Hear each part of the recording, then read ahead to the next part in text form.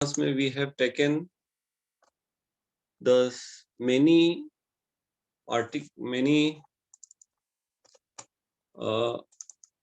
objects.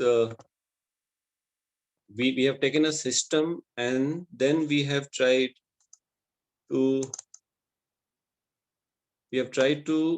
just replace the many system by a single point mass, and that we have called the center of mass. Okay, the center of mass concept was basically if a system contains many point masses, so how to deal with those kind of questions. तो वहां भी हम लोगों ने वही किया. Finally the many system many point masses together forms a system, and instead of each individual point mass we have taken another point mass which we have called the center of mass, where we assume whole mass of the system is concentrated. And if you want to have an acceleration of center of mass, you need to have a external force. जिस direction में external force नहीं होगा उस direction में acceleration नहीं होगा. आ रही आवाज सबको? ओके, तो जिस डायरेक्शन में सेंटर ऑफ एक्सटर्नल फोर्स नहीं होगा उस डायरेक्शन में एक्सेलरेशन नहीं होगा. तो देखो ये सब हम लोगों ने किया, उस पे क्वेश्चंस अभी चल रहे हैं, वो हम लोग कंटिन्यू करेंगे questions, no doubt. But today we'll extend the idea of center of mass to a more practical situation that we have in our day-to-day life, that is called rigid body motion. Okay, so that is our next topic, which is having the practical aspect of the center of mass actually. Okay, so that is so today we'll start topic name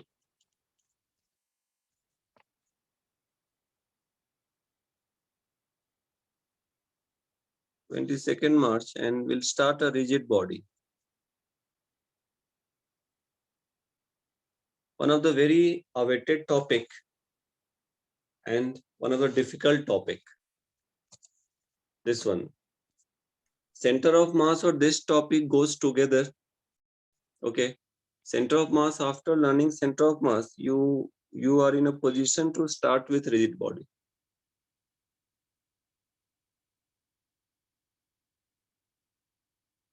Okay,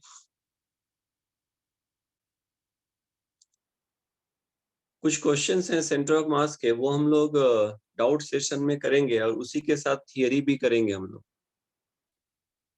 okay, तो देखो rigid body, किसी को rotational motion भी किसी book में लिखा रहेगा, rigid body motion लिखा रहेगा. ठीक है, but this is most awaited topic of mechanics.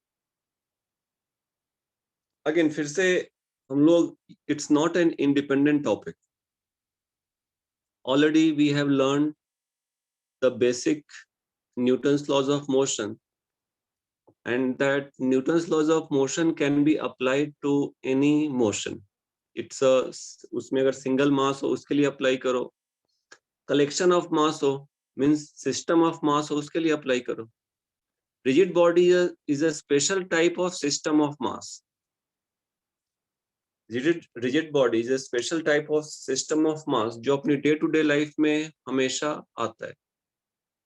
हम लोग we are encountering this type of body in our day-to-day life every day. Like very common is your cycle, bicycle, motor vehicle, okay, your scooty, car, truck, bus, rail, all are the examples of rigid body motion. Okay, so that's why we are taking this topic with a special name, rigid body, and we will try to develop some special equations here. Again, as I said, it's not an independent topic. इसमें तुम कुछ नया concept सीखोगे नहीं, जो सीखा है पहले उसी को हम लोग स्पेशल, मतलब उसका एक सिंपलर फॉर्म हम लोग लेके आएंगे। तो इसमें कुछ नया सीखना नहीं है, जो पहले सीखा है Newton's laws of motion, gravitational energy, kinetic energy means potential energy, kinetic energy, उसी को हम लोग एक स्पेशल फॉर्म में लेके आएंगे। Okay, so it's not an independent topic, so keep that in mind.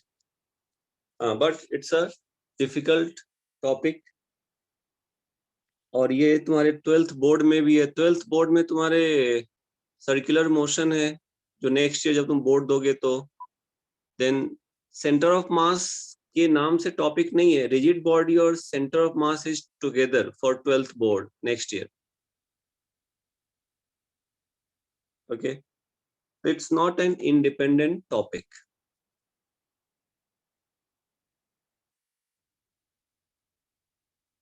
So first of all, what is rigid body? First of all, we try to understand what is rigid body. किसको हम लोग rigid body बोलेंगे? तो यहाँ पे लिखो कि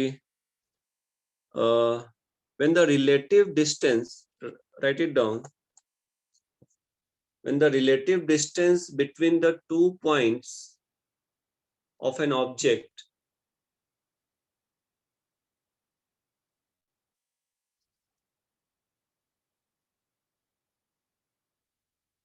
when the relative distance between the 2 points of the object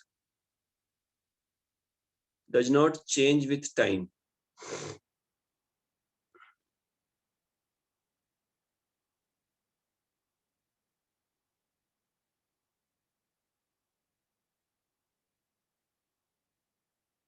called rigid body.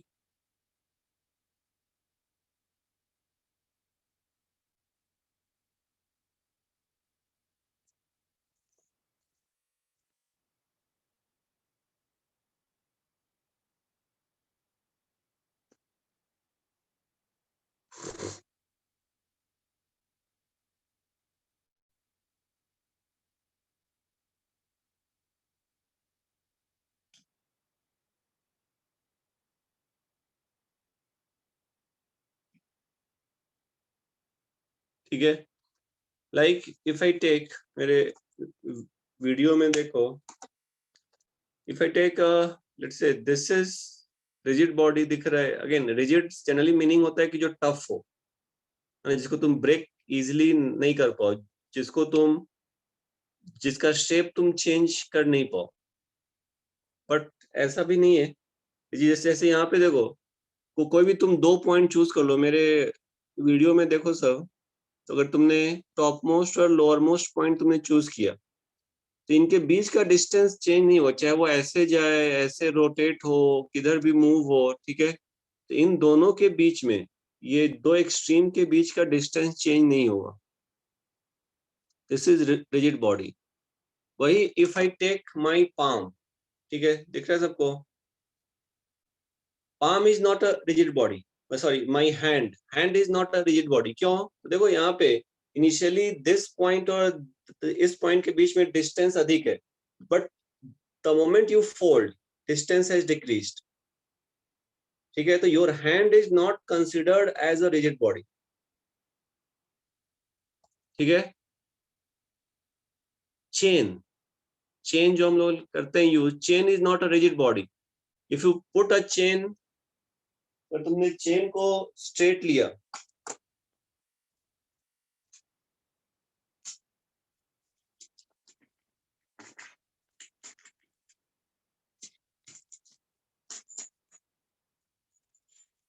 I think दिख रहा है सबको,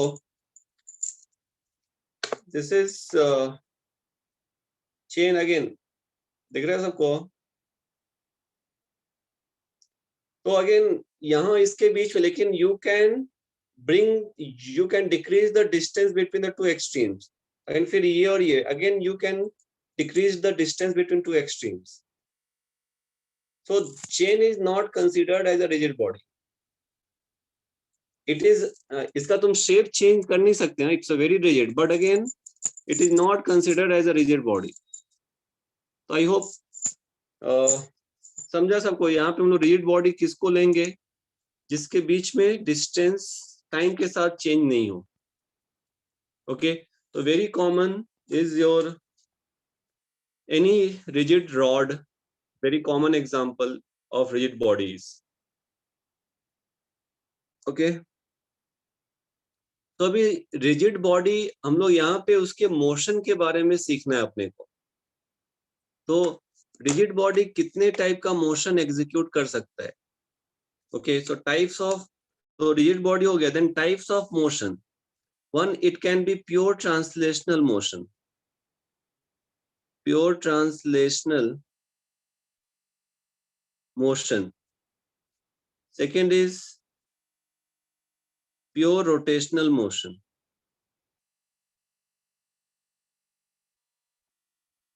Okay, and third, that is combined motion, translational plus rotational. Combined motion. It is combined motion. That is translational motion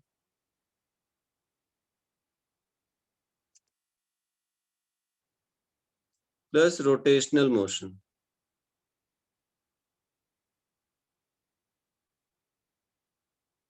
okay, तो ये 3 type के motion कोई भी rigid body execute कर सकता है.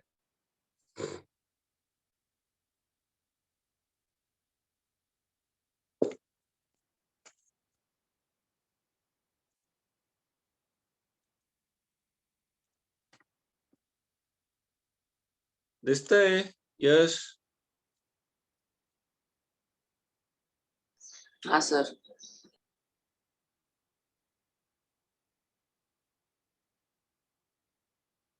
देखो, तो pure translational, pure rotational and combined motion. इसमें से जो सबसे सेफ मोशन है दैट इज कंबाइंड मोशन. इसको हम लोग सबसे पहले हम लोग सीखेंगे pure translational of motion of a rigid body, pure rotational, and then will go for the combined motion.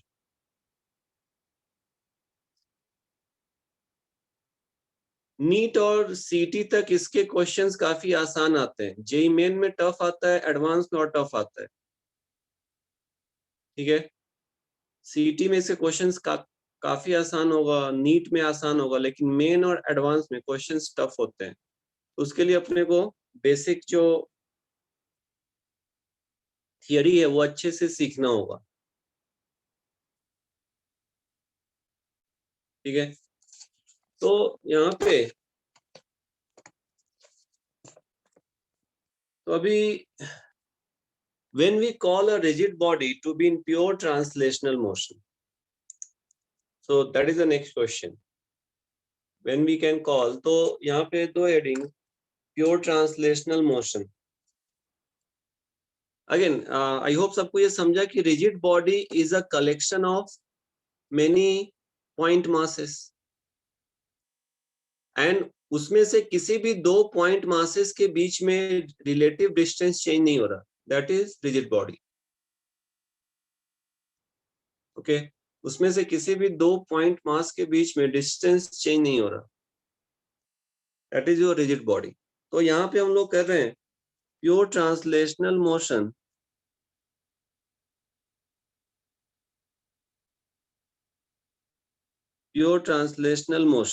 of a rigid body. That is important.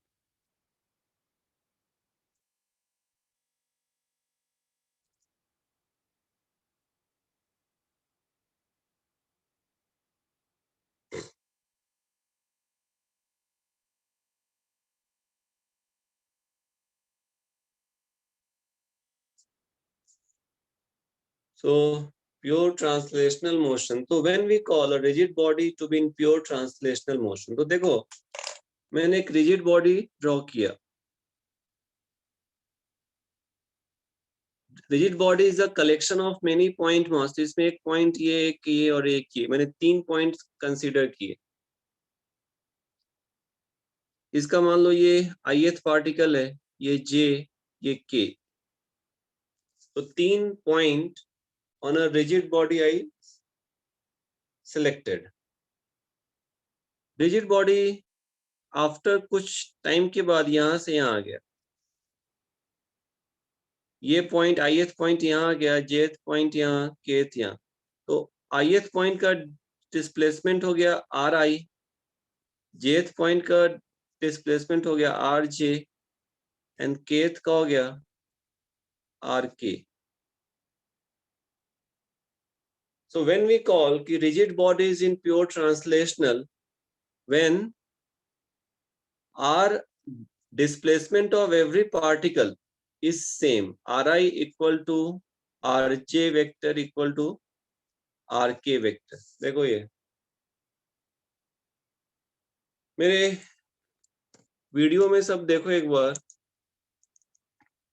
when we call rigid body कि ये ऐसे मूव हो, translational मतलब straight line में, then we call rigid bodies in pure translational motion. दिख रहा है सबको? ऐसे मूव हो, तो यहाँ पे देखो, यहाँ भी हम लोगों ने यहाँ से ऐसे लाया है, तो अगर मैंने 3 पॉइंट्स चूज किए तो displacement of ith particle must be equal to jth must be equal to kth, then we call it is a pure translational motion. Again ये कलेक्शन ऑफ मास है, तो इसमें एक सेंटर ऑफ मास भी कहीं पे होगा, तो let's say kth particle is centre of mass of this, जो kth पार्टिकल है उसको मैं सेंटर ऑफ मास में ले रहा हूं, लेट्स अज्यूम कहीं ना कहीं तो इसका सेंटर ऑफ मास तो होगा ना, since it's a collection of mass, तो इसका कहीं ना कहीं सेंटर ऑफ मास होगा, तो सेंटर ऑफ मास का भी displacement, this must be equal to the displacement of centre of mass. Displacement of each particle must be same and that must be equal to the displacement of center of mass. देखो तो because इसमें translational मतलब straight line में object move हो रहा है,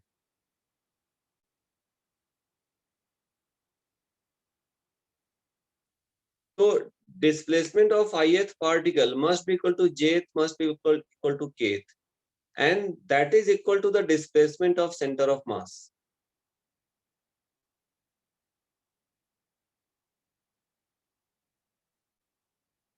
okay तो अगर ये क्राइटेरिया फॉलो होता है, that means it is a pure translational motion. I hope सबको मेरी वीडियो समझा कि प्योर ट्रांसलेशन होता है ये स्ट्रेट लाइन ऐसे मूव हो रहा है, देखो ये यहाँ पे हर एक पार्टिकल का डिस्प्लेसमेंट सेम है, दिख रहा है, ये स्ट्रेट, ये कुछ रोटेट नहीं हो रहा, स्ट्रेट मूव हो रहा है, this rigid body is moving straight. तो यहां भी यही किया मैंने, तो displacement of each individual particle must be same and that must be equal to the displacement of center of mass.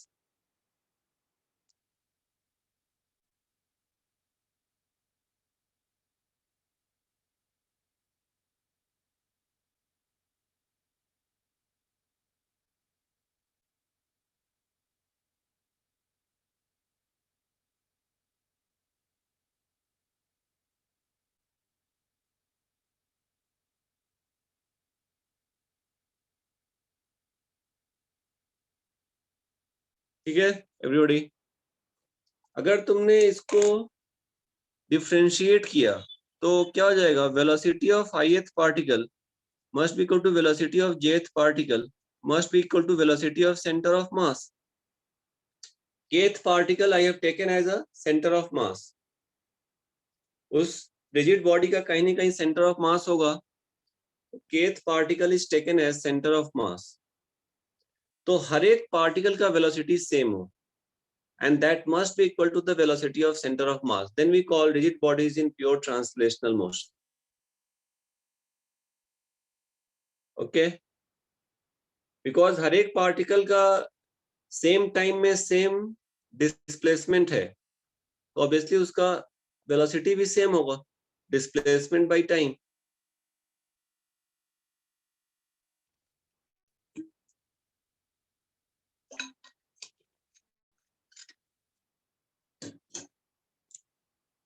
Okay, तुमने फिर से इसको डिफरेंशिएट किया तो क्या आएगा?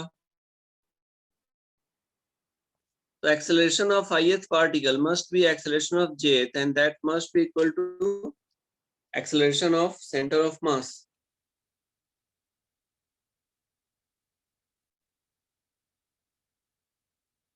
That must be equal to acceleration of center of mass.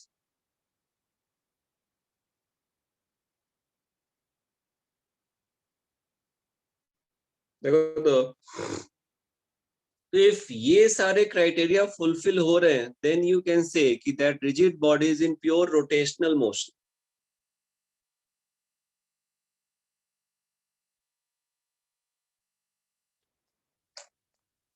Okay, everybody.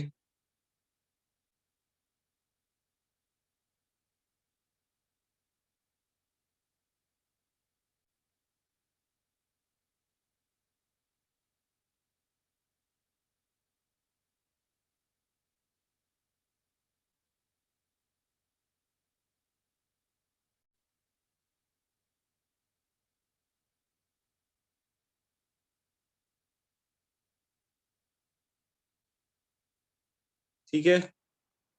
Any doubt? Moses? No. Krish? No, sir. क्योंकि rigid body is a collection of many point मास, तो उसका कहीं ना कहीं सेंटर ऑफ मास होगा. तो centre of mass is again a point mass. It's a hypothetical concept where we assume whole mass of the object is concentrated. ठीक है?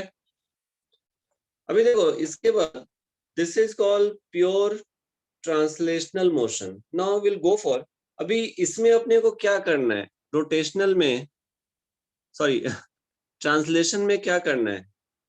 एक तो हम लोगों ने देखो डिस्प्लेसमेंट फाइंड कर लिया, वेलोसिटी फाइंड कर लिया, एक्सेलरेशन फाइंड कर लिया. किसी भी मोशन के लिए और क्या चाहिए होता है? तो for any motion we need these 3 parameters only, है ना? For any motion we need these 3 parameters only. Yes and no? तो ये ऑलरेडी हम लोगों ने किया हुआ है, तो इसलिए इसमें कुछ नया नहीं है. सिर्फ अभी क्या है कि कलेक्शन ऑफ पॉइंट मास है. तो हम लोग क्या करेंगे, by the concept of centre of मास, बहुत सारे पॉइंट मास का कलेक्शन है सिस्टम, तो हम लोग फिर से एक नया पॉइंट मास कंसीडर कर लेंगे. हम लोग फिर से एक नया पॉइंट मास कंसीडर कर लेंगे. ठीक है?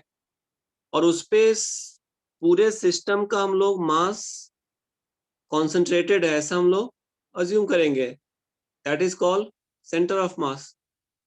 तो सेंटर ऑफ मास के बारे में तुमने अगर जान लिया, देखो if you know about the displacement of center of mass or velocity of center of mass or acceleration of center of mass, you will be in a position to give the displacement of different particles, velocity of different particle and acceleration of different particles easily.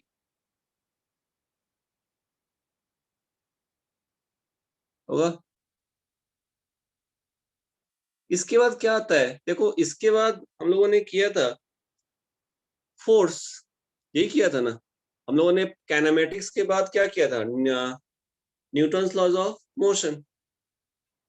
तो Newton's laws of motion में क्या था कि dynamics part किया था हम लोगों ने.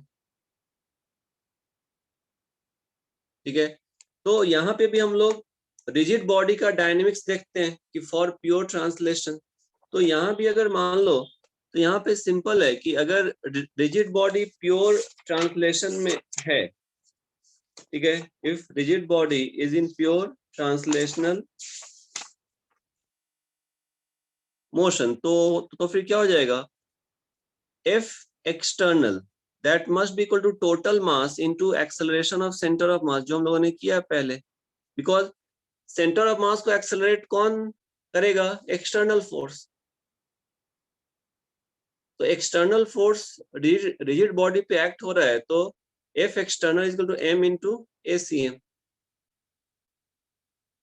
तो जो हमने पहले किया वही यहाँ पे लिख रहे हैं हम लोग, देखो ये। तो अगर रिजिड बॉडी, बिकॉज अपने को ट्रांसलेशनल मोशन लेके आना है, तो for translational motion we need acceleration of centre of mass, because acceleration आ गया तो we can find the velocity of centre of mass, velocity आ गया तो we can find the displacement of centre of mass. So how do we accelerate the center of mass? So we can accelerate the center of mass by external force. किसी भी system को accelerate करना है तो internal forces are not responsible. If you want to accelerate the centre of mass, internal forces are not responsible. External force is responsible for the acceleration of center of mass. Okay तो ये equation तुमको आ जाएगा जो already हम लोगों ने किया हुआ है।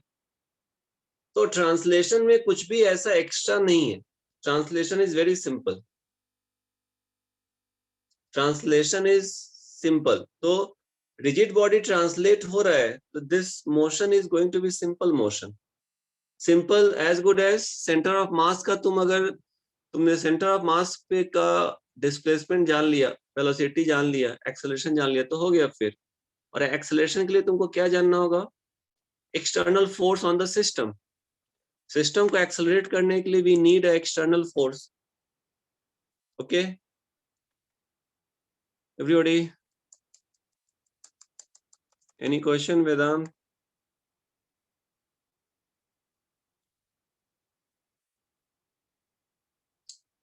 आ रही है आवाज वेदांत? हाँ सर। ओके तो अभी देखो एक्सेलरेशन आ गया। अभी हम लोगों ने क्या किया था? उसके बाद हम लोगों ने सीखा था पोटेंशियल एनर्जी, काइनेटिक एनर्जी, याद है? ये हम लोगों ने सीखा था। वर्क एनर्जी हम लोगों ने किया था। उसके बाद पॉइंट मास के लिए rigid body is a collection of many point मास। ठीक है, तो हम लोग नेक्स्ट देखते हैं पोटेंशियल एनर्जी।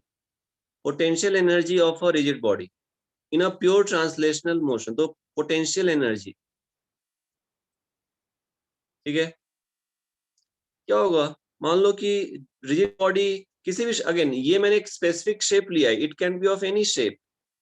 रिजिड बॉडी, एक स्टोन भी रिजिड बॉडी है, स्टोन का शेप फिक्स है। Stone is a collection of many point mass. मान लो ये मेरा डेटम प्लेन है। पोटेंशियल एनर्जी फाइंड करने के लिए what you need a datum plane.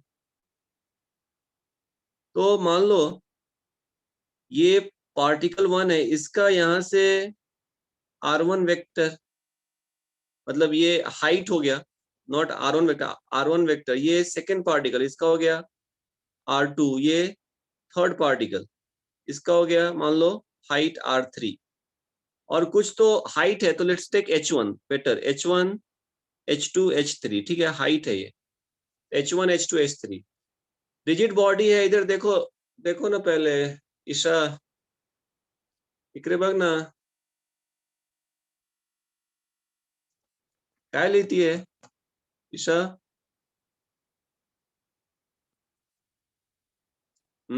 Isha काय लिहिती है? सर ये डायग्राम ड्रॉ कर रही। हाँ तो wait, I will give you the time, ठीक है? मैं भाग नहीं रहा, हम लोग सब अपने अपने घर पे निवांत हैं, हाँ? है ना? बीच में कोई उठ के भी जा रहा है, फिर से आ रहा है ना आदित्य? सर वो मैं कर्टन्स ओपन कर रहा था। हाँ मतलब उठ के गए ना। हाँ हाँ तो वही बोल रहा हूँ, हम लोग घर पे आराम से उठ के भी जा रहे हैं, आ रहे हैं, तुरंत आ रहे हैं। तो हम लोग घर पे अच्छे से हैं। देखो इधर सब लिखना, मैं टाइम दूंगा, डोंट वरी, क्योंकि मुझे भी रेस्ट लेना है ना, बोलते बोलते आदमी थक जाता है। इसलिए मैंने रिकॉर्डिंग लेक्चर ये किया, बंद किया, क्योंकि उसमें कंटिन्यूअस हाफ एन आवर बोलना होता है और बच्चे भी देख नहीं रहे थे, नोट्स सही से निकाल नहीं रहे थे। इसलिए फिर रिकॉर्डेड लेक्चर मैंने बंद किया। वैसे ये ज्यादा अच्छा है ना यश? रिकॉर्डेड से ये ज्यादा अच्छा है क्या? हाँ सर, ये अच्छा है। मुझे भी पहले ध्यान में, मतलब वो क्या होता है, हम लोग एक्सपीरियंस के साथ सीखते हैं ना। शर्वरी है ना, ये अच्छा है ना? यहाँ पे कंपल्सन है कि लिखना ही है। रिकॉर्डेड में कंपल्सन नहीं था। सुष्मित बरा है ना? बरा है ना सुष्मित? ठीक है। तो देखो यहाँ पे मैंने स्टोन लिया। Stone is also rigid body. ऐसा नहीं कि रिजिड बॉडी इसी शेप का होगा, rigid body can be of any shape. ठीक है। तो अगर अपने को कहीं भी पोटेंशियल एनर्जी फाइंड करना है तो we need a datum plane. तो मैंने ले लिया ये डेटम प्लेन। यहां से हाइट h1, h2, h3, यहाँ पे कहीं तो इसका सेंटर ऑफ मास होगा। सेंटर ऑफ मास कहीं पे होगा, बिकॉज सिस्टम ऑफ मास है तो ऑब्वियसली कहीं ना कहीं सेंटर ऑफ मास होगा ही। तो इसका मान लो ये सेंटर ऑफ मास है, ये इसका HCM है। ठीक है।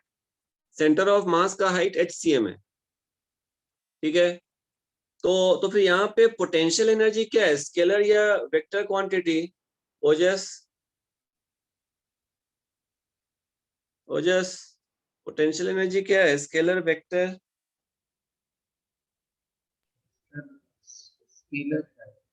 स्केलर है। तो स्केलर है तो हम लोग क्या कर सकते हैं, हम लोग विदाउट डायरेक्शन ऐड कर सकते हैं। यहाँ पे मैंने अज्यूम किया कि सारा मास डेटम प्लेन के ऊपर है, तो जो होता है उसके लिए पॉजिटिव लेते हैं, याद है? अगर वही कोई मास डेटम प्लेन के होता नीचे तो नेगेटिव लेते। ये जो पॉइंट मास 1 है उसका मास m1 है, जो 2 है उसका मास m2 है, जो 3 है उसका m3 है, लाइक दिस। और सेंटर ऑफ मास ऑफ पे टोटल मास है सिस्टम का। ठीक है। तो फिर यहाँ पे क्या आ जाएगा, यहाँ पे पोटेंशियल एनर्जी क्या हो जाएगा, तो mgh1, हाइट मतलब ऊपर है तो प्लस हो जाएगा, m1g1h1 प्लस सेकंड का हो जाएगा m2gh2, थर्ड का हो जाएगा m3gh3 होगा। ये देखो तो ऐसा एंड सो ऑन। हर एक पॉइंट मास का जो हाइट है, तो point mass into g into height from the datum plane becomes the potential energy. देखो यहाँ पे g इज कॉमन, तो क्या हो जाएगा m1h1 plus m2h2 plus m3h3 and so on, this into g होगा।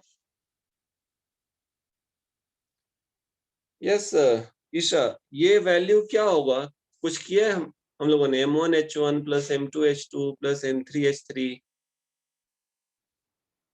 इसको कुछ सिंपलर फॉर्म में लिख सकते हैं Isha? Total mass into HCM। Right. तो देखो ये तुम्हारा वही हो गया। HCM का फॉर्मूला तुम्हारा क्या होता है, total mass into HCM into g, this becomes potential energy. इसको थोड़ा सा अच्छे से लिख दो, total mass into g into HCM। देखो ये मीन्स अगर तुमको रिजिड बॉडी का पोटेंशियल एनर्जी फाइंड करना है तो तुमको हर एक इंडिविजुअल मास को तुमको लिखने की जरूरत नहीं है, जस्ट तुम उसका सेंटर ऑफ मास फाइंड कर लो और डेटम प्लेन से वो कितने हाइट पे है वो निकाल लो, तो total mass into g into HCM becomes the potential energy of a rigid body. Simple है ना?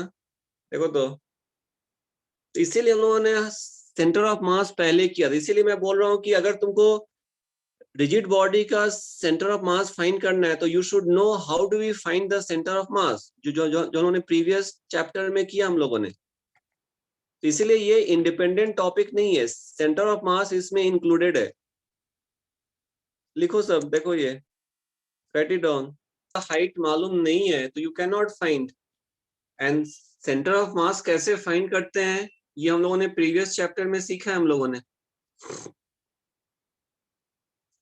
So that's why बोर्ड में तुम्हारा ये रिजिड बॉडी के साथ ही दिया हुआ है, अलग से सेंटर ऑफ मास करके चैप्टर नहीं है बोर्ड के बुक में।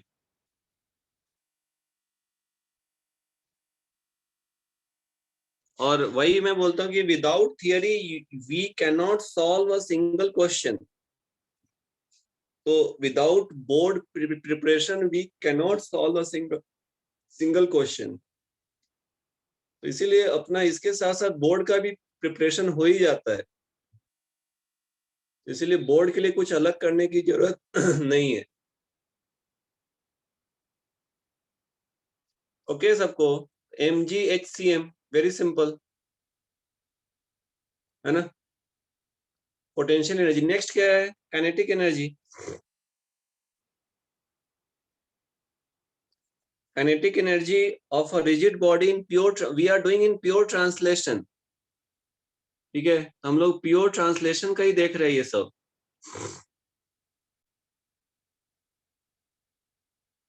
काइनेटिक एनर्जी ऑफ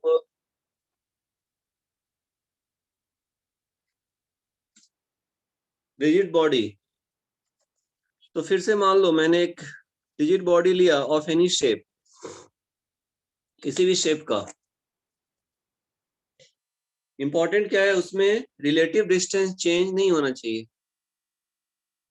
मान लो ये m1 मास है, this is moving with velocity v1। ये m2 मास है, this is moving with velocity v2। वैसे ही ये m3 मास है, this is moving velocity v3। वैसे ही इसमें सेंटर ऑफ मास कहीं पे होगा, तो centre of mass is moving with velocity vcm। देखो ये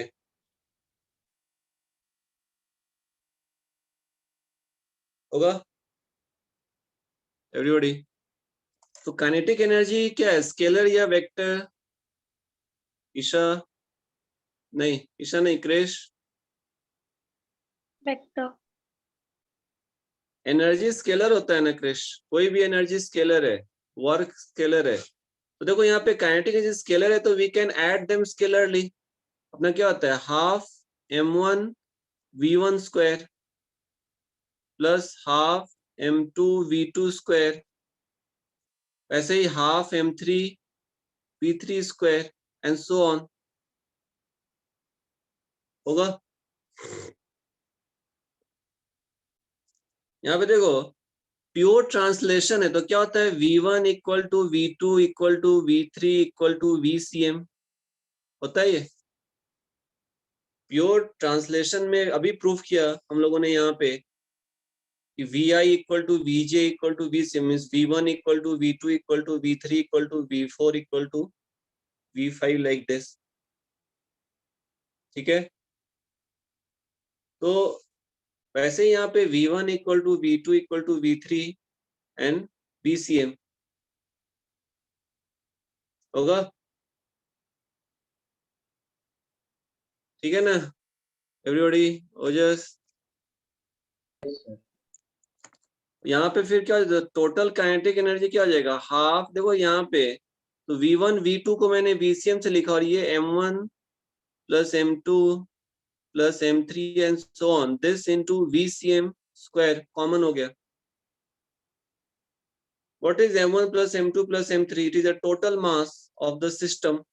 तो half total mass into vcm square, this becomes kinetic energy pure in pure translation.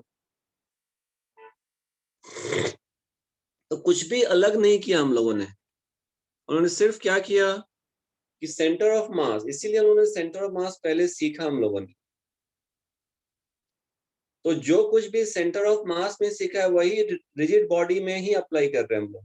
देखो ये तो पोटेंशियल एनर्जी भी वही आ गया, half total mass of the system into height of the centre of mass. Kinetic energy भी उसी तरह आ गया, half m into vcm square, half into total mass into vcm square.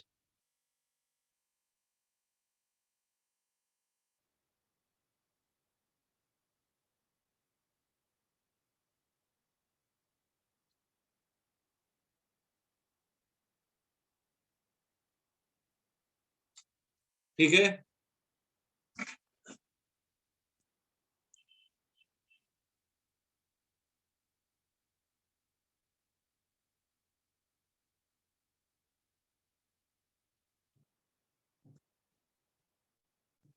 तो काफी आसान है, there is no problem here, any kind of problem.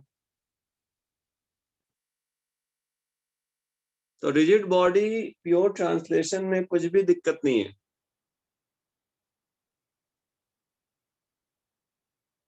सिर्फ तुमको सेंटर ऑफ मास को देखना है, बाकी जो अपना हो जाता है।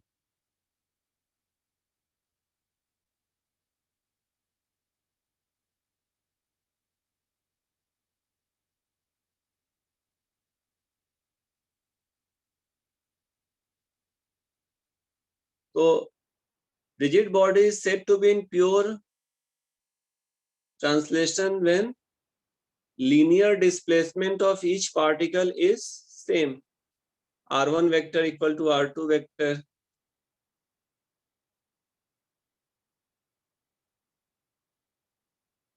Equal to R3 vector equal to RCM vector.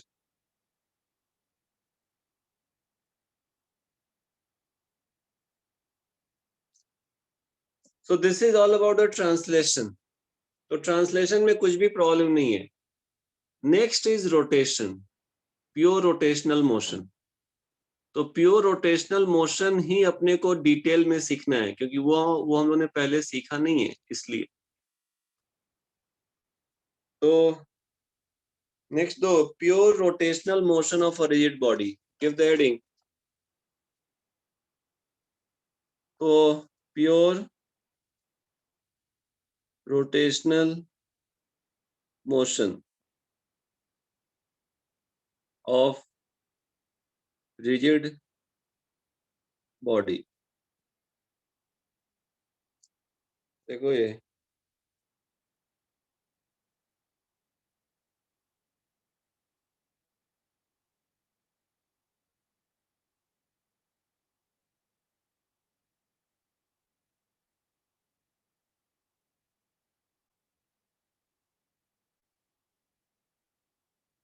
Okay. अभी हम लोग प्योर रोटेशनल मोशन किसको बोल, जैसे ट्रांसलेशनल मोशन तो समझ में आया, रोटेशनल किसको बोलेंगे? तो लेट्स से मैं फिर से एक सिंपल शेप में लेता हूं, वैसा ही जैसा लिया हम लोगों ने। ये रिजिड बॉडी एक रॉड है, 2 डायमेंशनल रॉड है, 2D है, ये रॉड का शेप 2D है। रोटेशनल मोशन किसको बोलेंगे हम लोग? कि इसमें हर एक पार्टिकल, मान लो कि यहाँ पे ये रिजिड बॉडी को मैंने यहाँ पे हिंज किया, इस पॉइंट O पे, ठीक है। इसमें फिर से मैंने इसको लिया, लेट से वो पार्टिकल 1, इसको लिया 2, और कहीं तो इस पे सेंटर ऑफ मास है इसका, क्योंकि रिजिड बॉडी है तो सिस्टम ऑफ मास है, तो कहीं ना कहीं सेंटर ऑफ मास होगा ही, और centre of mass within the body ही होगा, बाहर तो हो नहीं सकता सेंटर ऑफ मास। तो मान लो सेंटर ऑफ मास कहीं यहाँ पे है। When we call this rigid body to be in pure rotational motion, तो इसको हम लोग बोलते हैं कि इसमें मान लो कि ये बॉडी यहाँ से यहाँ पे आ गया, नाम से समझ में आ रहा है कि रोटेट होना, नाम से समझ में आ रहा है सबको। तो when we call this pure rotation, कि देखो अभी 1 पार्टिकल यहाँ से यहाँ आ गया, ये 1 आ गया, ये 2 यहाँ से यहाँ आ गया, सेंटर ऑफ मास यहाँ से यहाँ आ गया।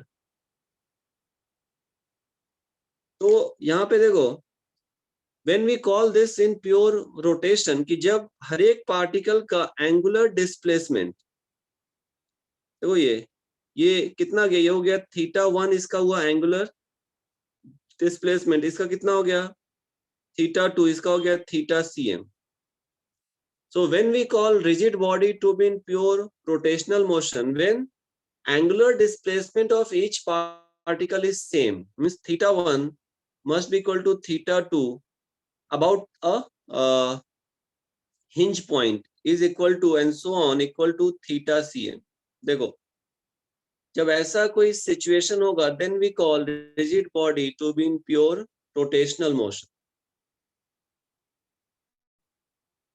ठीक है, अभी देखो यहाँ पे हर एक पार्टिकल का लीनियर डिस्प्लेसमेंट अलग अलग है, दिख रहा है ये 1 का देखो सबसे अधिक है, 2 का उससे कम है, 3 का मतलब सेंटर ऑफ मास का और कम है। जो पार्टिकल इस O के क्लोज होगा उसका लीनियर डिस्प्लेसमेंट सबसे कम होगा।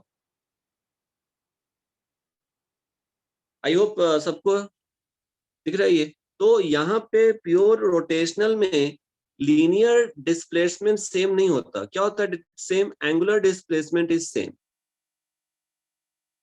तो when angular displacement of each particle of a rigid body is same and that is equal to the angular displacement of center of mass, then we call rigid body is in pure rotational motion.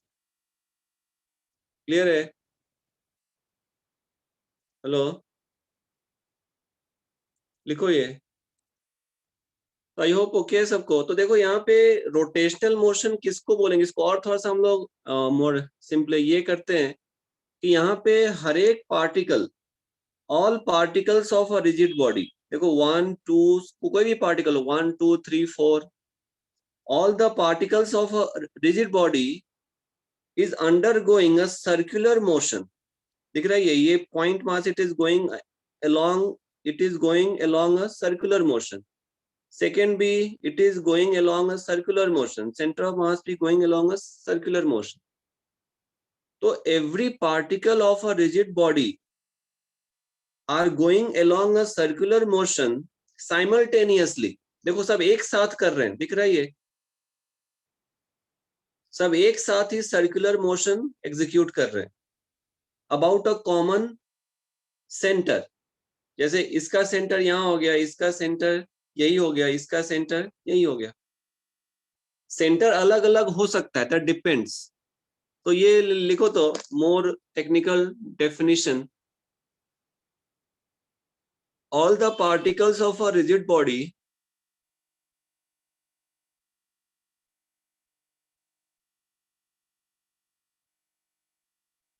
all the particles of a rigid body are undergoing circular motion simultaneously।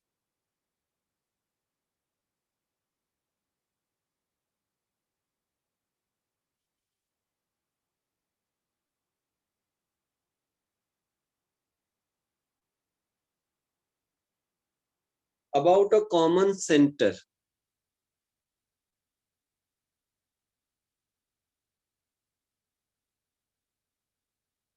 and that is very important। देखो यहाँ पे important और क्या है, तुमको इसमें भी अगर मान लो ऑब्जेक्ट 2 डायमेंशनल है, ठीक है, वही जो अभी जो मैंने जो लिया, this rod is this is going, यहाँ पे देखो, यहाँ पे एक और चीज जो ध्यान में आता है कि ये 2 डायमेंशनल ऑब्जेक्ट है, मीनिंग व्हाट, यहाँ पे इस पार्टिकल का सर्कुलर मोशन कुछ ऐसा हो गया, फिगर इसका ऐसा हो जाएगा, इसका ऐसा हो जाएगा। तो लेकिन हर एक का centre common centre is a point on the axis of rotation. देखो ये सबका, इसका भी सेंटर यहीं पे, इसका भी सेंटर इसी जगह है। तो अगर 2 डायमेंशनल ऑब्जेक्ट है तो वहां पे सारे, अगर 2 डायमेंशनल ऑब्जेक्ट है तो सारे पॉइंट का common centre axis of rotation. अभी यहाँ पे एक टर्म आता है एक्सिस ऑफ रोटेशन, तो इसमें हम लोग क्या बोलते हैं कि a line passing through the centre, ये इसको हम लोग बोलेंगे एक्सिस ऑफ रोटेशन।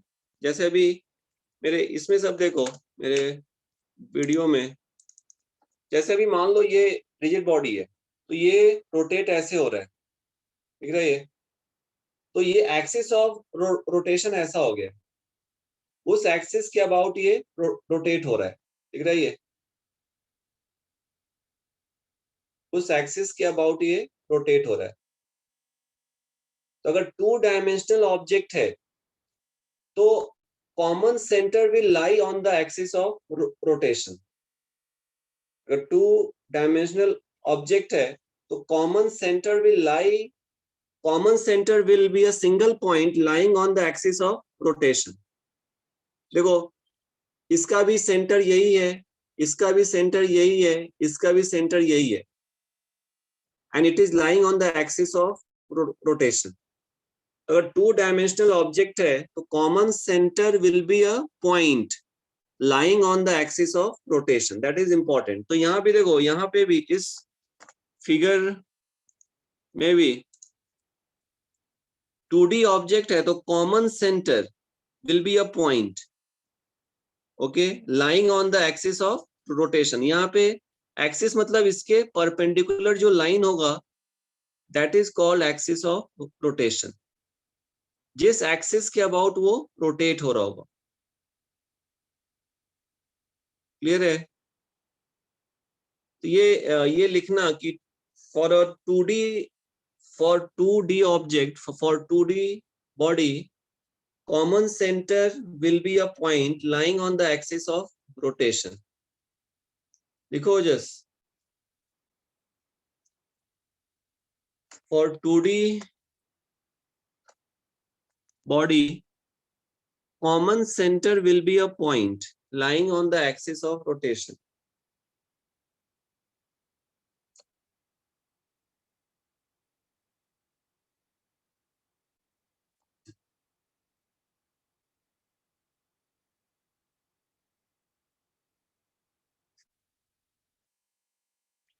मान लो 3-dimensional ऑब्जेक्ट है, जो अभी जो ओजस जो अभी शो कर रहा था, सबने देखा होगा शायद. यहाँ पे देखो मेरे इसमें अभी उसने ऐसा कि ऐसे रोटेट हो रहा है, उसने ऐसे बोला. तो बताओ अगर ऐसे रोटेट हो रहा है तो एक्सिस ऑफ रोटेशन क्या होगा? Can you tell me? ऐसे होगा, दिख रहा है? ऐसे होगा, इसके अलोंग दिख रहा है सबको? एक्सिस ऑफ रोटेशन मतलब जिसके अबाउट वो रोटेट हो रहा है. देखो यहाँ पे इसके अबाउट, तो line passing through this body will be the axis of rotation. दिख रहा है एवरीबॉडी? तो उस केस में क्या होगा? तो अगर तो देखो अभी जैसे ही now this object axis of rotation अगर बॉडी के बीचों बीच जा रहा हो, मतलब बॉडी से क्रॉस कर रहा हो, then it becomes a 3-dimensional object. अभी देखो मतलब ये जब ऐसे रोटेट हो रहा था तो एक्सिस ऑफ रोटेशन यहां से पास हो रहा था, बॉडी के थ्रू क्रॉस नहीं हो रहा था, यहां से हो रहा था पास, तो it becomes a 2-dimensional object. ठीक है? लेकिन अगर वही अगर रोटेट ऐसे हो रहा है तो axis of rotation is passing through the object. दिख रहा है ये? तो it becomes a 3-dimensional object. अगर 3-dimensional ऑब्जेक्ट है तो उस केस में हर एक पार्टिकल का सेंटर अलग अलग होगा, but all those centres will lie on the axis of rotation. ठीक है? फिगर में देखो, अभी मान लो मैंने कुछ ऐसा ले लिया ऑब्जेक्ट. ठीक है? Axis of rotation is passing through here. This is my axis of rotation, AOR. Axis of rotation. हम लोग इसको ऐसे शो करते हैं, it is going to rotate like this. ऐसे इसके अबाउट मतलब ये रोटेट होता है. देखो यहाँ पे तो जो ये जो पार्टिकल है, this is going to execute this circle. जो यहाँ पे जो पार्टिकल होगा, this is going to execute this circle. जो यहाँ पे होगा particle, this is going to execute this circle. दिख रहा है?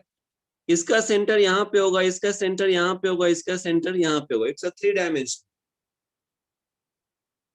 तो यहाँ पे अगर 3-dimensional ऑब्जेक्ट है तो centre of each particle will be different, but all of those centers will lie on the same axis, on the axis of rotation.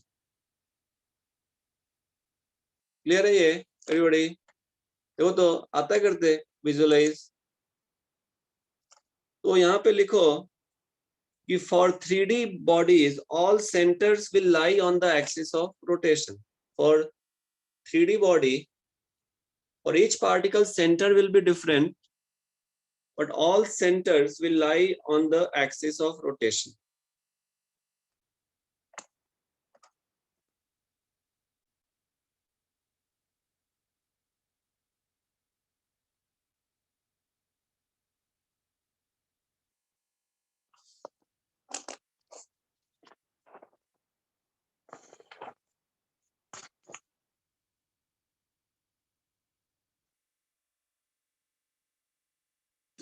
ठीक है,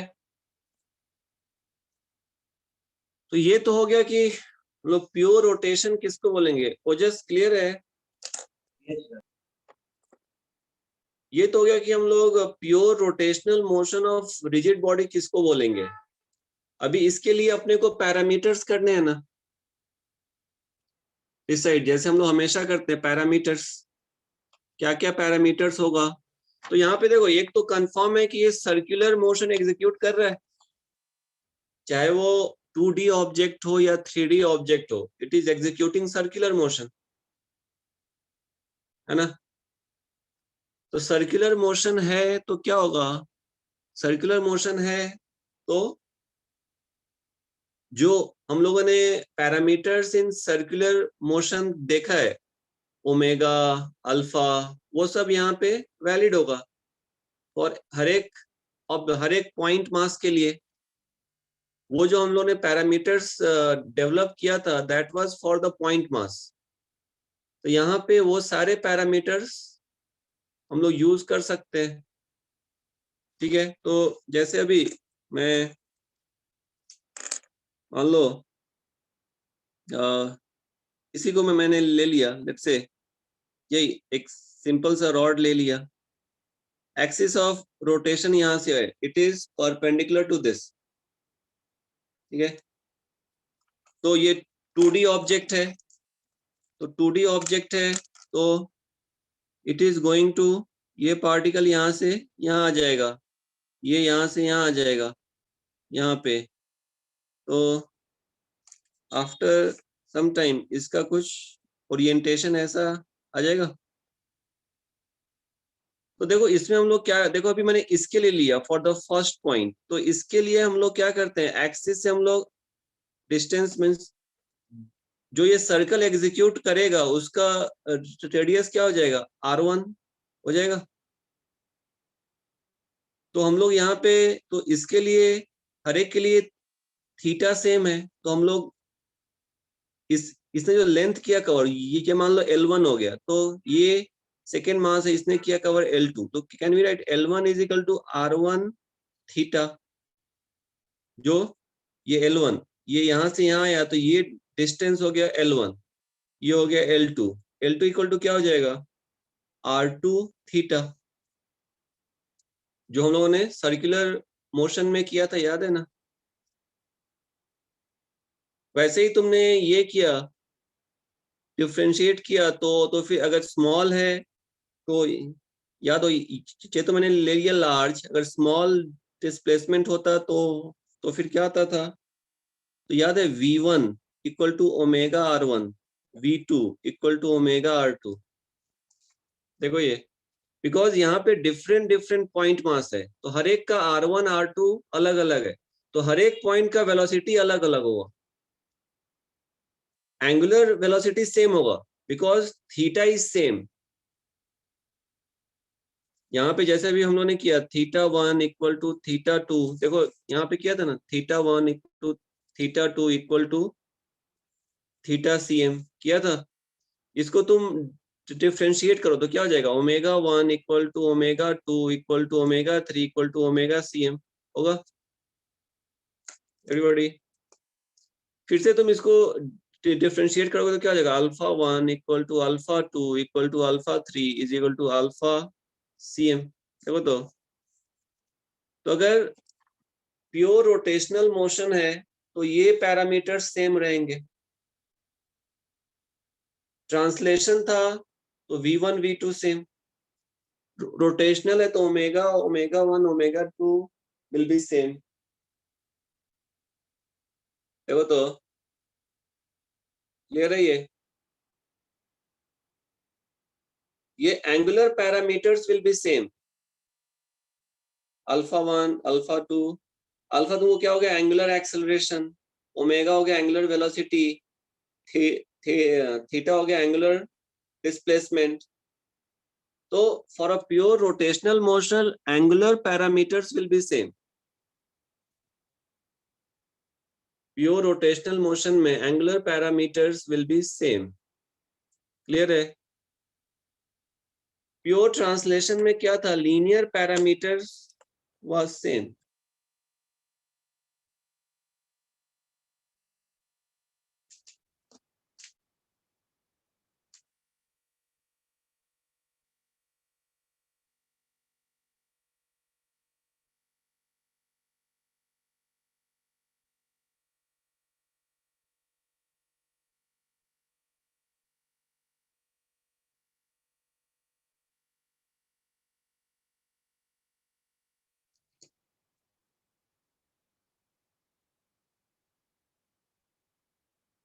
okay, but pure rotational motion में the linear parameters means v1 v2 l1 l2 वो same नहीं होगा. v1 not equal to v2 not equal to vcm. ठीक है, because omega से है बट हर एक का रेडियस अलग अलग है. r1 will be different, r2 will be different. तो इस केस में हम लोग क्या करेंगे, तो फिर से वैसे ही फिर से ड्रॉ कर रहा हूं. तो पहले तुम फिक्स करो कि उसका तुमको, तो यहाँ पे रिजिड बॉडी है तो it is a collection of many point masses. तो हर एक पॉइंट मास का वेलोसिटी, तो हर एक पॉइंट मास का, तो तुम एक्सिस से जो वो सर्कल एग्जीक्यूट करेगा उसका तुम ये फाइंड करो पहले. रेडियस क्या होगा, मान लो ये r1 है, ये 1 पॉइंट, ये r2 है. ठीक है, ये मान लो rcm है. तो पहले ये तुम फाइंड करो कि r1 r2 मतलब तुमको किस पार्टिकल का वेलोसिटी निकालना है. तो उस पार्टिकल का तुम पहले रेडियस फाइंड करो. ठीक है, रेडियस आ गया और ये दिया हुआ कि ये रोटेट हो रहा है ऐसे, तो हम लोग लिख सकते हैं v1 is equal to omega r1. इसके लिए v1, इसके लिए v2, इसके लिए vcm होगा. v2 क्या हो जाएगा, v2 will be omega r2. वैसे ही vcm will be omega rcm. एक ही वेलोसिटी होता है याद सबको, टेंजेंशियल वेलोसिटी. डायरेक्शन क्या होगा, तो जिस डायरेक्शन में ये रोटेट हो रहा होगा, देखो ये सर्कल जो एग्जीक्यूट कर रहा होगा उस डायरेक्शन में वेलोसिटी होगा.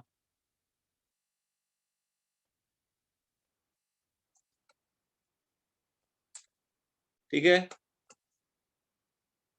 एक्सेलरेशन क्या होगा, फिर से यहाँ पे हर एक पार्टिकल का एक्सेलरेशन अलग अलग होगा.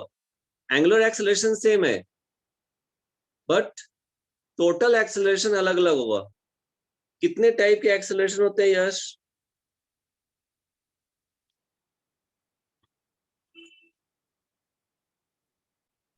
टेंजेंशियल और सेंट्रीपिटल. राइट. तो इसके दो एक्सेलरेशन होंगे, याद करो सब. एक तो टेंजेंशियल आ जाएगा, तो फिर मान लो मैंने पॉइंट 1 लिया यहाँ पे, हाँ अलग से कर रहा हूँ क्लियर दिखे. तो एक टेंजेंशियल एक्सेलरेशन होगा AT1 और एक सेंट्रीपिटल एक्सेलरेशन होगा AC1. समझ रही है? Same for particle 2 also, tangential centripetal. Same for centre of mass के लिए भी tangential centripetal. Okay, tangential acceleration क्या होगा आदित्य, AT1 टेंजेंशियल एक्सेलरेशन.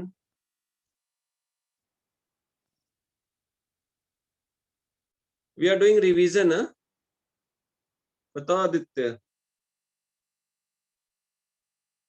आ रही आवाज आदित्य कि नहीं आ रही?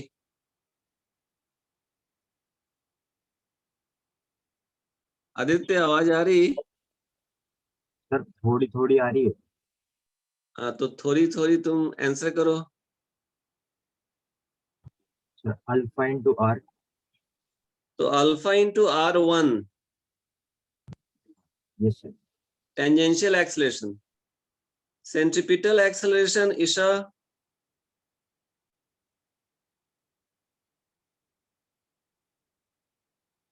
है या नहीं? हाँ भाग गई? सर। हाँ बोलो। क्या सर? सेंट्रीपिटल एक्सेलरेशन क्या होगा 0.1 का रिजिड बॉडी के? तो v स्क्वायर बाय r। तो V1 स्क्वायर बाई R1। देखो ये तो हर एक पॉइंट का हम लोग ऐसे फाइंड करेंगे, जिस पॉइंट का भी फाइंड करना है। अनुष्का टोटल एक्सेलरेशन क्या होगा? ये तो क्या टेंजेंशियल, ये सेंट्रीपिटल। Total acceleration Anushka?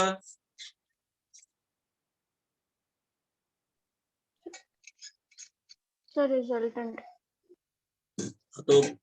तो फिर क्या लिखूं बताओ? √AC² + AT²। राइट। तो alpha R1 square plus V1 square by R1 square. तो याद आया सबको? तो हम लोग actually this is a kind of revision of a circular motion. तो ऐसे ही हर एक पॉइंट का वेलोसिटी और एक्सेलरेशन अलग अलग होगा। ओके, जमता है सुष्मित? ठीक है, तो ये देखो, लिख लिया सबने? डन।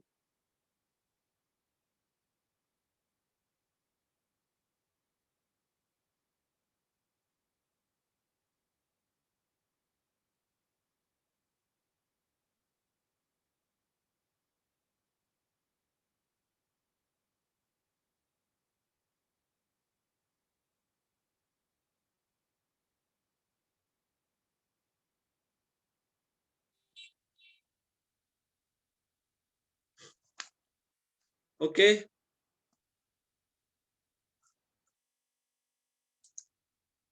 अभी देखो, एक इसमें मैं एक स्टेटमेंट में लिख के दे रहा हूं, वो सबको ट्राई करना है, प्रूफ करना है।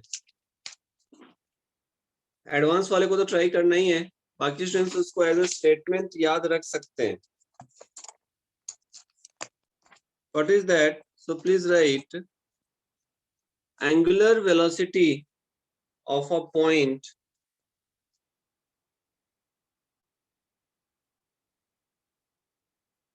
angular velocity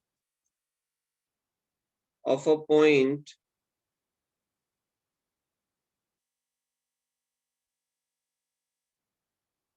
on rigid body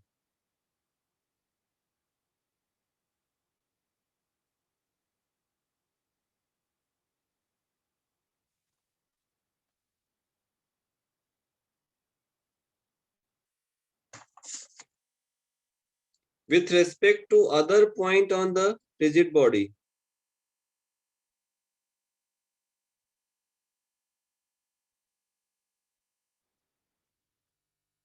remains same, remains constant.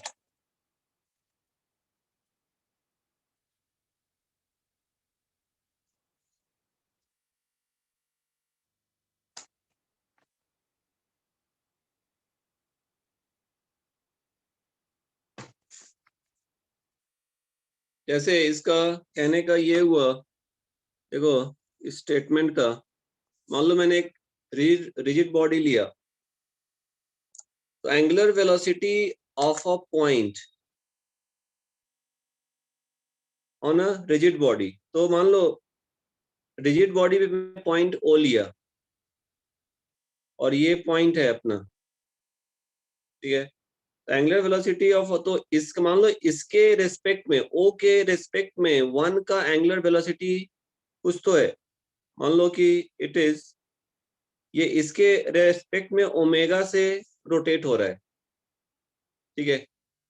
Angular velocity of a point with respect to a point on a rigid body, ठीक है? तो 1 विथ रेस्पेक्ट टू ओमेगा से रोटेट हो रहा है। मान लो मैंने सेकेंड पॉइंट मैंने ले लिया पॉइंट 2, तो पॉइंट 2 के भी रेस्पेक्ट में 1 ओमेगा से ही रोटेट होगा। कहने का मतलब ये है, ये तुमको प्रूफ करना है कि पॉइंट 2 के भी रेस्पेक्ट में ये ओमेगा से ही रोटेट होगा।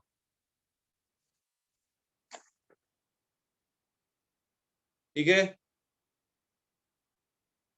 तो all points are rotating with same angular velocity with respect to each other. In short form, all points are rotating with same angular velocity with respect to each other.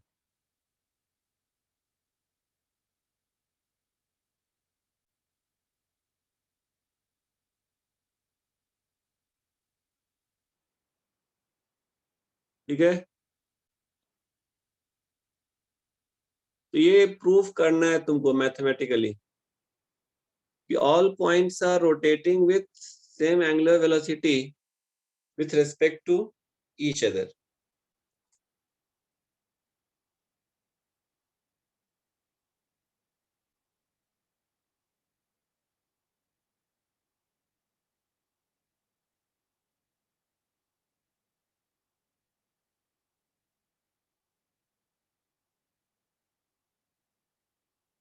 Okay, everybody.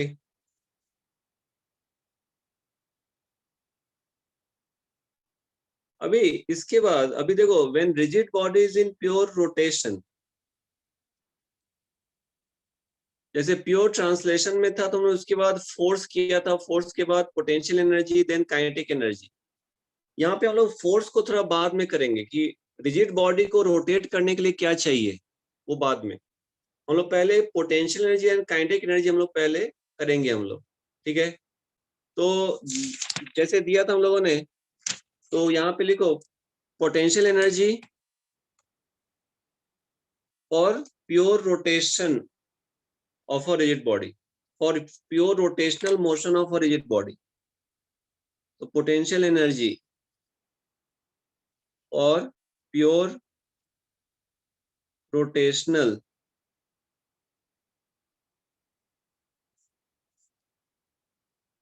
motion of rigid body. देखो ये, तो देखो यहाँ पे potential energy के लिए क्या चाहिए अपने को, डेटम प्लेन से हाइट चाहिए। तो रिजिड बॉडी रोटेट भी हो रहा हो किसी के अबाउट, डेटम प्लेन यहाँ पे है, किसी इंस्टेंट ये इसका ये शेप है रिजिड बॉडी का, तो हर एक पॉइंट का, ये पॉइंट 1 हो गया, इसका हाइट यहाँ से मान लो h1 हो गया, ये पॉइंट 2 हो गया, इसका हाइट h2 हो गया, कहीं तो सेंटर ऑफ मास होगा, इसका हाइट hcm हो गया, उस इंस्टेंट पे होगा। ये रोटेट ये हो रहा है मान लो, लेकिन किसी एक इंस्टेंट पे 1 का हाइट h1 हो गया, 2 का हाइट ये 2 है, h2 हो गया, ये सेंटर ऑफ मास है, इसका हाइट hcm हो गया।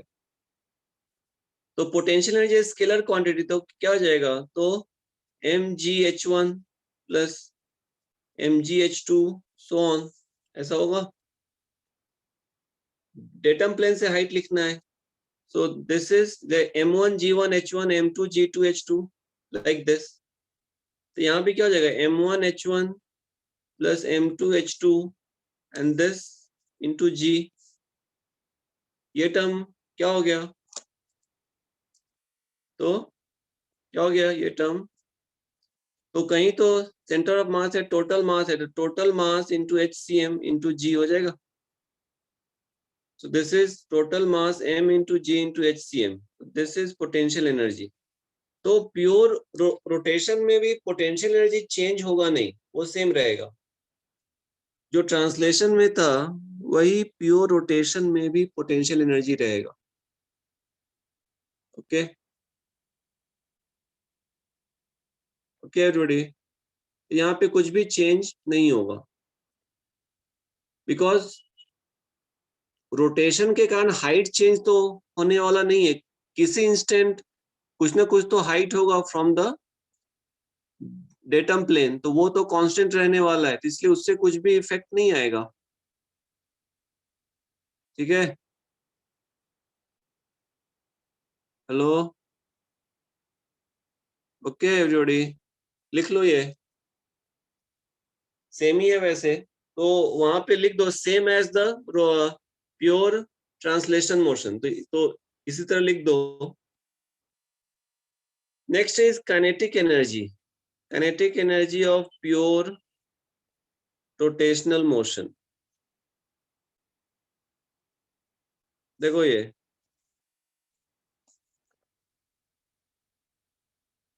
पोटेंशियल एनर्जी लिख दो सेम एज ट्रांसलेशनल मोशन।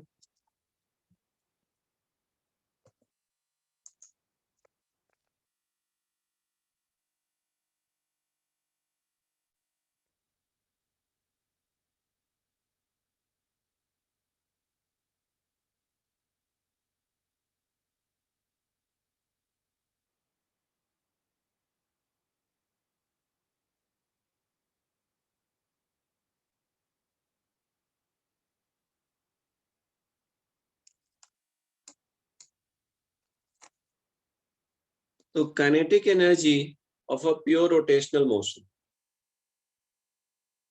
तो मान लो ये ऑब्जेक्ट है, ये एक्सिस ऑफ रोटेशन है, 2 डायमेंशनल ऑब्जेक्ट मैंने लिया है फॉर सिंप्लिसिटी। ठीक है, ये प्लेन में रोटेट हो रहा है, एक्सिस इस प्लेन के परपेंडिकुलर है, यहाँ पे हर एक पॉइंट का अलग अलग होगा। ये तुम्हारा लेट्स हो गया m1, इसका रेडियस यहाँ से कुछ हो गया r1, ये हो गया m2, 2D है, तो हर एक 2 डायमेंशनल ऑब्जेक्ट है, तो क्या होगा, centre will be a common point. मैंने 2D लिया ऑब्जेक्ट, तो क्या होगा, centre will be a common point and it will lie on the axis of rotation. ठीक है, तो काइनेटिक एनर्जी क्या हो जाएगा, this is half m1v1 square plus half m2v2 square plus half m3v3 square and so on, ऐसा लिखेंगे।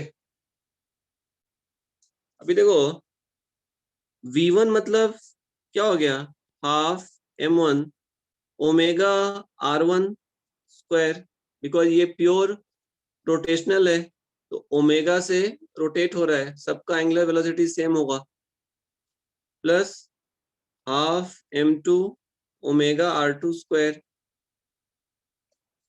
Plus half m3 omega r3 square and so on, ऐसा होगा।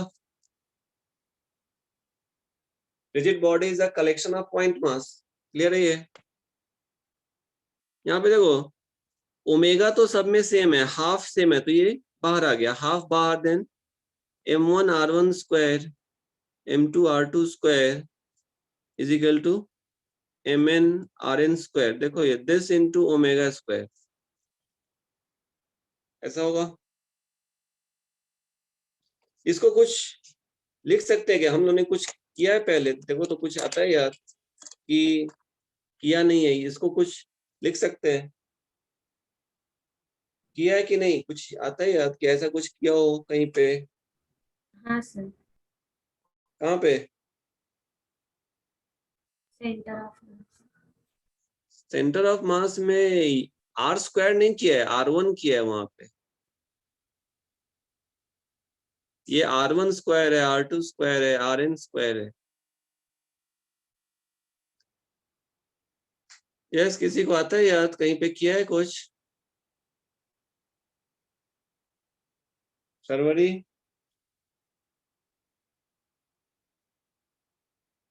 Sir RCM।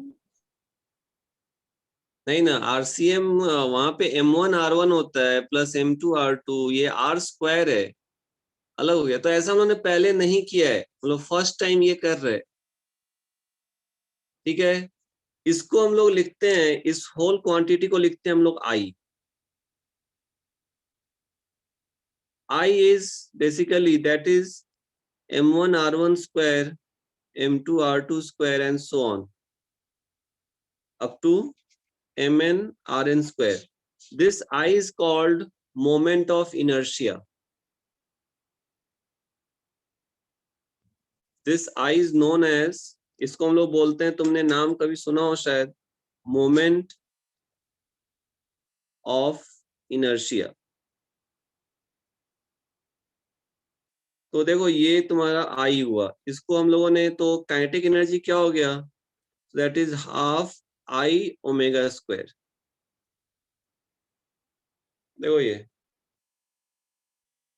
अभी I कैसे फाइंड करेंगे अलग अलग सिचुएशंस में, क्या उसका इक्वेशन होगा वो हम लोग नेक्स्ट क्लास में देखेंगे.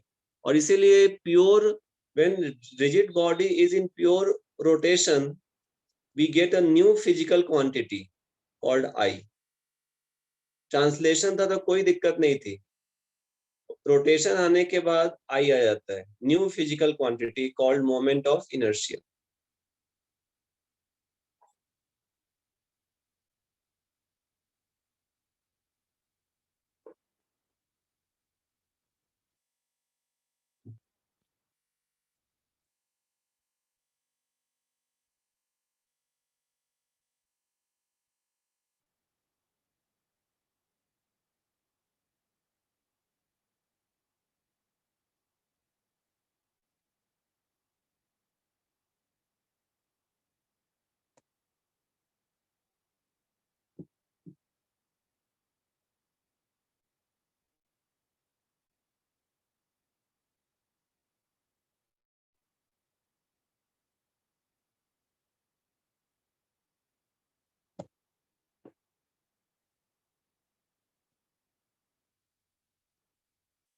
ओके, तो इस पे हम लोग नेक्स्ट क्लास में डिस्कस करेंगे this new physical quantity known as moment of inertia.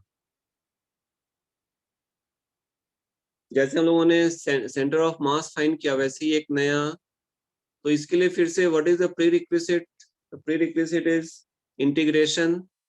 और अलग अलग शेप के लिए जो हम लोगों ने इंटीग्रेशन किया ना, जैसे सर्कल के लिए किया, हाफ सर्कल, डिस्क के लिए किया, फिर हम लोगों ने सॉलिड कोन के लिए किया, फिर हम लोगों ने स्फीयर के लिए किया, सेंटर ऑफ मास में किया ना, तो वही इसके लिए प्री रिक्विजिट है. वो एक बार देखना, नेक्स्ट क्लास में हम लोग इस पे फिर कैलकुलेशन हम लोग करेंगे, मैथमेटिकल कैलकुलेशन.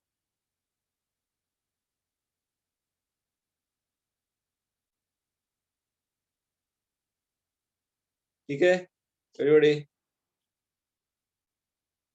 ओके. तो यहाँ पे रुकते हैं हम लोग, हैव अ ब्रेक. ब्रेक के बाद हम लोग